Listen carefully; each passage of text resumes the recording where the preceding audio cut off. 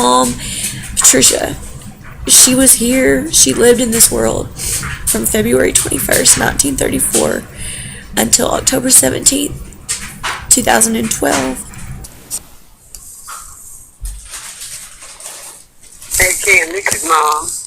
I know you probably tried to call me 3 times today, and I was pretty much busy both times, but I just want to call you back and tell you that I love all y'all, and I'll be happy when I get to see you, okay? So I'll let you go for now. Alright? I love you. Bye. Hey, it's Kim. Please ignore the sound you hear in the background. The dryer is running. And Adrian's supposed to be taking a nap, and I just don't feel like getting up to turn it off. Today has been one of those days where I could just stay in bed all day long and just sleep. I've been down today, just like feeling really down and low. Heard another video that my mom passed away last year. She passed away on October 17th of 2012. And she was like my best friend. We talked several times a week. Up until she got sick, she had to be put in a nursing home because she couldn't live alone anymore. And my sister that was helping take care of her had to work, so she couldn't be there all the time with her. So it seemed like once she was in the nursing home, she didn't call as much. Like, I don't know, her health just kept deteriorating. And I don't know, today I've just been just missing her. Like, I don't know. I don't even know where I'm going with this video. I wanted to vlog for Vlogmas Day 11. And I thought that today I would talk about my mom. My mom was 78 years old when she passed away. I was like a surprise. My mom was 43 when she had me.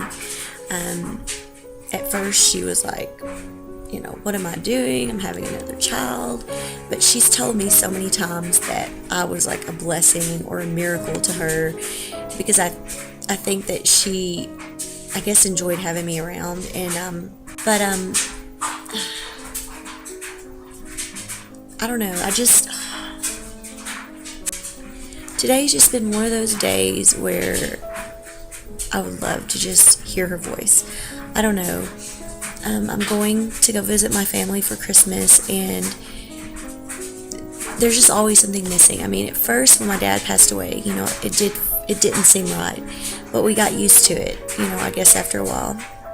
And now that my mom's gone, it just seems even harder. You know, it's just, there's just this emptiness in me. Like, I could talk to her about anything and everything. She was just always there to listen, and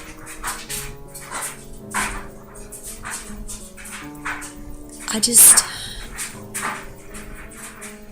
want to say, you know, don't take the people in your life for granted. You know, don't take advantage of the fact that they're going to always be there, because even though my mom's health was deteriorating, I remember the last time I talked to her, I thought she was tired and she wasn't feeling good, but come to find out she was having what's called sundowners, where in the evenings she would kind of get tired and confused. And so I let her go. I was like, well, Mom, I'll let you go so you can rest. And that was the last time I talked to her. It was on a Wednesday. And I tried calling her on Friday and she didn't answer. And then Saturday she was with my sisters and I didn't call her. And then Sunday when I tried to call her, she didn't answer, so I called my sister, and my sister was just about to call me to tell me that my mom had fallen out of the bed somehow and had broke her shoulder. And I guess just from the pain and the trauma of falling, she just never totally regained consciousness, I guess. Like, she was there, but like she didn't really talk that much after that. And then my sister had took her to the emergency room, and then they ended up putting her in a hospice room. And then that's when they said, you know, it's just a matter of time. I mean, they didn't expect her to to live. Like, I guess her vital signs, everything. It was just her body was shutting down. And so me and my husband drove all night long on Monday night. We had to drive over 525 miles from where we lived to there. And we drove all night. We got to my mother-in-law's house. We dropped our kids off, and I think we slept for like an hour or two. We got up, and then we drove to where my mom was at the hospital. And I spent all day there, and I just remember when I walked into the room, seeing her laying there in the bed. And she looked so tiny. I mean, she probably weighed 80 pounds. I mean, she was just tiny. And I remember just going up to her, and I remember just hugging her and telling her, you know, how much I loved her, and telling her how proud I was that she was my mom. And she moved her head like towards my face and towards my hair.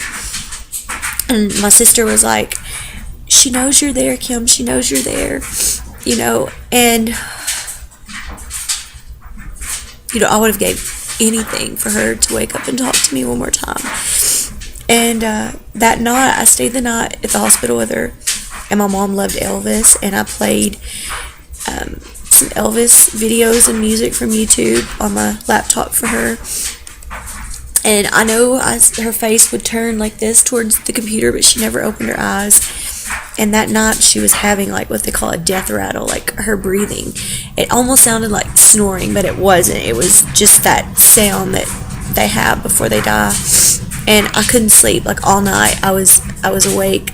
I just talked to her, and I just wanted her to know just how thankful I was that she was my mom. Like how thankful I was for everything she ever did for me and for my kids. And my husband ended up leaving the next morning because we didn't know for sure, you know, how much time she had. And so my husband flew. He left the vehicle there, and he flew from Dallas back here. And then that same day, it was a Wednesday, at around 4:45 or something. I had some cousins there and my aunt. They were all getting ready to leave, and one of my sisters was by the bed, and they're like, "Something's not right." See, they had came in and checked on my mom, and they couldn't they were checking her pulse, and it was getting weak, and her breathing was getting more shallow, and like they, I guess, checked their leg, and there was no pulse there, and they're like, "It's just a matter of time." And so my sister was like, "Something's not right." And we all got her on the bed, and that's when we realized that she'd stopped breathing. And I cannot even begin to tell you, even though I knew it was coming, just how hard it was. I mean, she looked peaceful. Her mouth just opened a little, and one of her eyes opened just a tiny bit, and that was it. I mean, it was like everything was a blur for a little while there. I remember just breaking down, and my sister was holding me, and I remember a nurse. It was a black lady came in, and she had on like a pinkish colored scrubs, and she had this stethoscope or whatever listening. And I remember crying, and I remember looking right up at her, and I was like, "Is she gone?" And she was like, "Yes, she's gone." And I was just like, I don't want her to go. I don't want her to be gone. I just, you know, like my dad passed away when I was 22, and I was there when he passed away too. And his passing, it was scary, because when he stopped breathing, the sound of the air escaping from his lungs and the face he made, and it was like he tried to breathe again. I mean, it was scary, and I was so scared that was going to happen. And it was more peaceful, but it was still hard. It was so hard, and it's still, you know, here it's been over a year, and I miss her like every single day. And today is one of those days where I could just use a phone call from her. It's just one of those days where I would just love to just tell her what's going on in my life. Just talk to her. And so, I thought I would make this video today. I wasn't sure where I was going with it. But my mom, Patricia, she was here. She lived in this world from February 21st, 1934 until October 17th, 2012. And she was a wonderful mother, a wonderful wife. My dad and her were married for almost 47 years when he passed away. And she stood by my dad through the good times, the bad times, through thick and thin. She raised 6 children, 3 boys and 3 girls. And she, no mother is perfect. I mean, I know that I'm not perfect, and I know that my mom wasn't perfect, but she did what she could, and she tried to raise us all to be good citizens in this world. And I don't know, I guess this video is just my way of just kind of showing, my emotions, I guess, and just to, mainly, I just want people to know that my mother existed. I don't know. So thank you for watching, and I'm sorry this is such a depressing vlog, but this is just what was on my mind today and what was on my heart. And just, if your mom's still around, pick up the phone, call her, go see her, give her a hug, because you never know when will be the last time, and you never know how much you're going to miss them when they're gone. So I hope everyone has a great day today, and thank you for watching.